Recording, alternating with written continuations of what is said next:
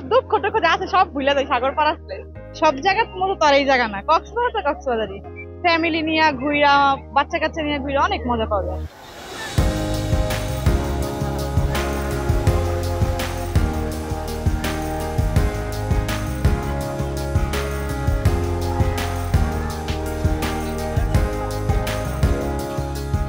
না, এটা ভালো লাগে আসলে। আর মানসিক রিফ্রেশমেন্টের জন্য আসা। আর সমুদ্র তো অবশ্যই সবাইকেই টানে। আজকের তুলনায় এর আগে একটু ভিড় কম ছিল, আজকে বেশি ভিড় আর কি। এমনি ভালোই সব। আসি বারবার সমুদ্রের টানে, প্রকৃতি দেখতে ভালো লাগে, সমুদ্র দেখতে ভালো লাগে এই জন্য। আর আমার বাচ্চাকে নিয়ে এবার প্রথম আসছে, ওর প্রথম সমুদ্র দেখা, এই জন্য এটা আমার কাছে আরো বেশি স্পেশাল। কক্সবাজারের অনুভূতি তো ভিন্ন রকম হবে, এটাই স্বাভাবিক। মাত্র আসলাম আর কি আজকে আমরা তো, আরো কিছু কয়েকটা দিন থাকবো, আশা করি ভালো লাগবে অনেক। সমুদ্রের সাথে নিজের যেমন কেমন একটা হয়ে গেছে, মিলন হয়ে গেছে, যে না আসতে ভালো লাগে না, আসতে হয়।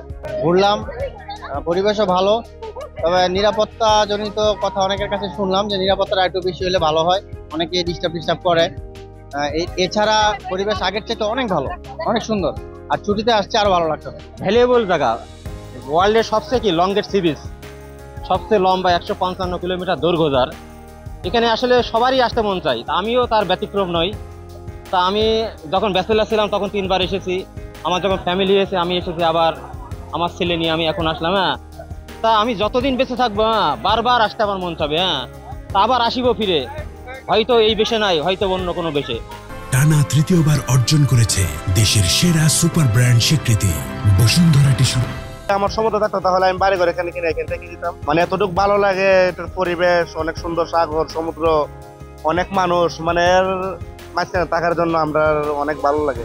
আজকে হচ্ছে সাপ্তাহিক ছুটির দিন, আর স্বাভাবিকভাবে অন্যান্য দিনের তুলনায় পর্যটকের সংখ্যা বেশি। আমাদের যে লাইফ গার্ড সার্ভিস রয়েছে সেখান থেকে আমরা চেষ্টা করি তাদেরকে সবাইকে আমাদের অবজারভেশন এবং আমাদের যে পতাকা থাকে এগুলার মধ্যে নিয়ে আসার জন্য।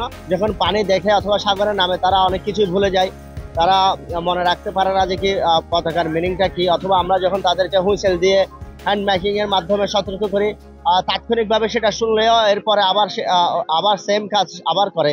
তো আমাদের জন্য খুবই চ্যালেঞ্জিং। যত মানুষ বেশি হবে তত আমাদের অবজারভেশন এবং রেস্কিউ জন্য চ্যালেঞ্জ হবে। তো আমাদের একটা রিকোয়েস্ট থাকবে সকল পর্যটকদের প্রতি যে হাঁটুর পানির চেয়ে বেশি না যাওয়া, আর লাইফ গার্ডদের সাথে সার্বক্ষণিক লাইফ গার্ড টাওয়ার থেকে তাৎক্ষণিক তথ্য সংগ্রহ করে পানিতে নামা, এবং যেখানে লাল পতাকা থাকবে সেখানে সম্পূর্ণভাবে না নামা। দেশের পরিস্থিতি স্বাভাবিক থাকে, তাহলে আমাদের সামনের দিনগুলোতে পর্যটক আরো আসবে বলে আমি মনে করি।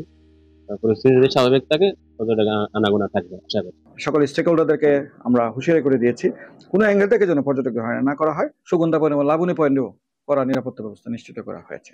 কোনো অ্যাঙ্গেল থেকে কোনো ধরনের দুষ্টামি এবং হয়রানি পর্যটকদের করলে অভিযোগ পাওয়ার সাথে সাথে টুরিস্ট পুলিশ কঠোর ব্যবস্থা নেবে তাদের বিরুদ্ধে।